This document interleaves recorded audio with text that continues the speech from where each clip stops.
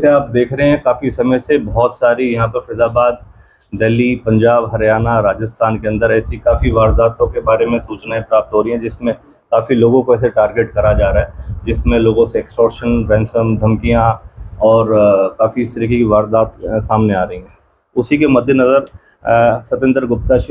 Commissioner police Faridabad के दिशा निर्देश में इन सभी चीज़ों के ऊपर फरीदाबाद पुलिस क्राइम ब्रांच निरंतर ऐसे लोगों पर शिकंजा कसने की कोशिश कर रही है और लगातार ऐसी कार्रवाई कर रही है और काफ़ी सफलताएं भी मिली हैं ऐसे लोगों के ऊपर अंकुश लगाने के लिए। उस एवज में ही कार्रवाई करते हुए एक व्यक्ति विशेष की पहचान हुई थी जो ऐसी गतिविधियों में संलिप्त रहा है, जिसका आपराधिक पृष्ठभूमि है, हिस्ट्री शीटर है। नोएडा के यूपी के अंदर लगभग ऐसे 28 जो वारदातों को अंजाम दे चुका है, जिसमें हत्या के प्रयास, लूट, robbery, gangster act, NDPS, arms act और विभिन्न इस तरीके से गृह भेदन संबंधित ऐसी अलग अलग वारदातों को इसके और इसके गैंग द्वारा अंजाम दिया गया है। ये हिस्ट्री शीटर, इसका नाम मुख्य तौर पे जो सोनू है पुत्र प्रेम सिंह, ये वैसे सीतामढ़ी बिहार का रहने वाला है, लगभग 26 वर्षीय है और हाल में अम्बेडकर नगर दिल्ली संगम विहार के वहाँ पर रह रहा था। काफ़ी समय से इसका जो आपराधिक ट्रैक रिकॉर्ड है, जो इसकी आपराधिक पृष्ठभूमि है, वो लगभग ऐसे है कि 28 मुकदमों में ये पहले संलिप्त रहा है और फरीदाबाद में भी ऐसे कुछ 4 वारदातों के अंदर ये संलिप्त रहा है जिसमें वांछित था। खुफिया तौर पर जिस तरीके से जब हमारे को टिप ऑफ हुआ कि ये सोनू काफ़ी ऐसे गैंगस्टर रिलेटेड एक्टिविटीज़ में इन्वॉल्व है, गैंगस्टर एक्ट के तहत इसके ऊपर कार्रवाई करी जा चुकी है, 2 बार पुलिस के साथ मुठभेड़ भी पहले हो चुकी है। तो ऐसा जो इसकी पृष्ठभूमि को देखते हुए ये पुलिस के रडार पे था, यहाँ पर काफ़ी समय से फरीदाबाद में वांछित था। उसी के मद्देनज़र कमिश्नर पुलिस फरीदाबाद श्री सतेंद्र गुप्ता के दिशा निर्देश में और डीसीपी राजेश मोहन क्राइम, उनकी मार्गदर्शन पे टीमों का गठन करा गया। निरंतर ऐसे लोगों की पहचान करी गई और ख़ासकर मुख्य तौर पर इसकी खोजबीन करने की कोशिश करी गई। उसी क्रमबद्ध तरीके से जब क्राइम ब्रांच सेक्टर 85 और सेंट्रल के पास इसके बारे में सूचना प्राप्त हुई कि इस तरीके से ये फरीदाबाद के अंदर किसी अप्रिय घटना को ये वारदात दे सकता है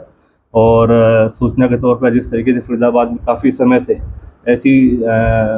चीज़ों के बारे में सूचनाएं प्राप्त हो रही हैं, लोगों को धमकियां मिल रही हैं, उस संबंध में क्रम में कार्रवाई करते हुए हमारी क्राइम ब्रांच सेक्टर 85 और बीपीटीपी ने एक सराहनीय काम करते हुए इसको पकड़ने में सफलता प्राप्त करी है। इसी तरह जिस तरह से आप बता रहे हैं 32 वारदात है, 32 वारदात में सबसे ज़्यादा वारदात चोरी की है या सारी इस तरह की? देखिए, मैंने बताया कि जो पृष्ठभूमि है उसमें 2 बारी इसको गैंगस्टर एक्ट में पकड़ा गया है। काफ़ी ऐसी वारदातें हैं जहाँ पर इसको आर्म्स एक्ट के दौरान पकड़ा गया है। कुछ वारदातों में इसके ऊपर एनडीपीएस के केसेस भी हैं, कुछ वारदातों के अंदर लूट और रॉबरी के रिलेटेड केसेस भी हैं, कुछ हत्या के प्रयास भी हैं और उसके अलावा कुछ गृह भेदन संबंधित इसके ऊपर केसेस हैं। तो इन सभी चीज़ों को मद्देनज़र रखते हुए ये एक हमारे पास जो इन्फॉर्मेशन थी किसी बड़ी वारदात को यहाँ अंजाम देने की फिराक में था और जिस तरीके से यहाँ पर ये रेकी करके और अन्यथा ऐसी कुछ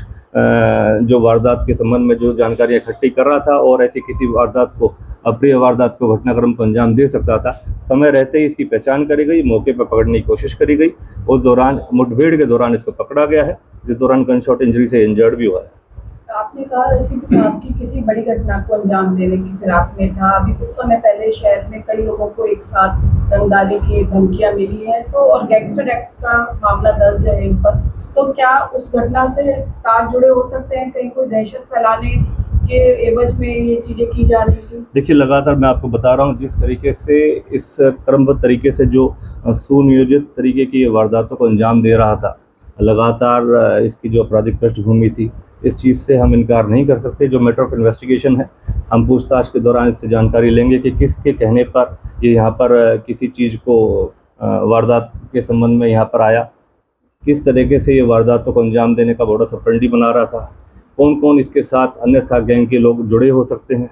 अन्यथा किस तरीके की वारदात इसने पहले यहाँ पर फरीदाबाद में जिस तरीके से कुछ केसेस में वांछित था और जो नोएडा के अंदर काफ़ी ऐसे केसेस, 28 केसेस नोएडा के अंदर ही हैं इसके ऊपर, तो उसके मद्देनज़र हम पूछताछ गहराई से करेंगे और ये भी जानकारी हम लेने की कोशिश करेंगे कि कौन कौन व्यक्ति विशेष अन्यथा इसके साथ जुड़े हो सकते हैं। मैं कहना चाहूँगा कि हमारी crime branch sector 85 incharge sub inspector Raj Singh और PSI Deepak Lohan crime branch BPTP, इनका सराहनीय कार्य है जो उन्होंने मौका रहते किसी अप्रिय घटना को होने से रोक दिया और फरीदाबाद मौके और पे पकड़ा अन्य गया। प्रदेशों से जो गैंगस्टर यहाँ कर दादागिरी कर रहे हैं, बदमाशी कर रहे हैं, ऐसे लोगों को पुलिस की तरफ से क्या चेतावनी है? सीधी चेतावनी है, अगर हरियाणा के अंदर, फरीदाबाद के अंदर नहीं, खाली हरियाणा के अंदर भी अगर किसी भी तरीके की ऐसी वारदात को अंजाम देने की अगर कोई फिराक में है, और ख़ासकर जो जिस तरीके से निरंतर धमकियां आ रही हैं, ऐसे लोग जो बाहर विदेश में बैठ के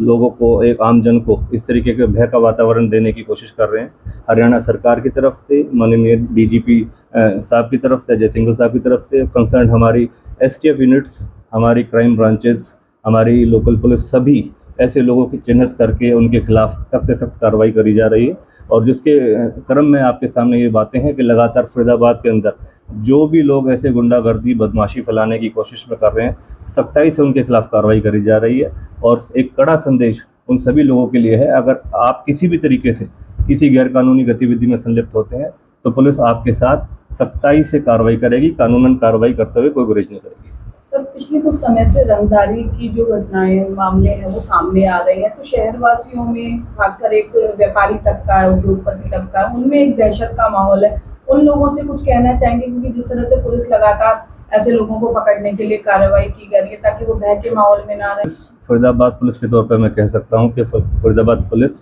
प्रतिबद्ध है ऐसे सभी व्यक्ति विशेष और अपने समाज के प्रति एक सेफ एनवायरनमेंट अब सभी को सेफ गार्ड देने के लिए हम प्रतिबद्ध हैं, हर उस तरीके से कि कोई भी अगर गुंडागर्दी, कोई दहशतगर्दी या कोई सी भी तरीके से इस तरीके की अगर कोई दहशतगर्दी फैलाने की कोशिश करता है तो सख्ताई से उसके खिलाफ कार्रवाई करी जा रही है। और हम उम्मीद करते हैं कि जितने भी हमारे शहर के निवासी हैं और ख़ासकर ऐसे वो लोग जो विक्टिमाइज हैं इन सिचुएशंस के, हम उनके साथ हैं, उनको प्रॉपर सुरक्षा मुहैया कराई जा रही है, निरंतर उनके साथ संपर्क में पुलिस रहती है। किसी भी तरीके से अगर किसी को भी किसी भय का वातावरण लगता है तो हमारे वेबसाइट के ऊपर, फरीदाबाद पुलिस की वेबसाइट के ऊपर सभी के नंबर चिन्हित हैं, उनके ऊपर आप हमसे संपर्क कर सकते हैं। किसी भी अगर ऐसी इमरजेंसी सिचुएशन पे 112 पे कॉल करके तुरंत पुलिस सहायता ली जा सकती है। ठीक है।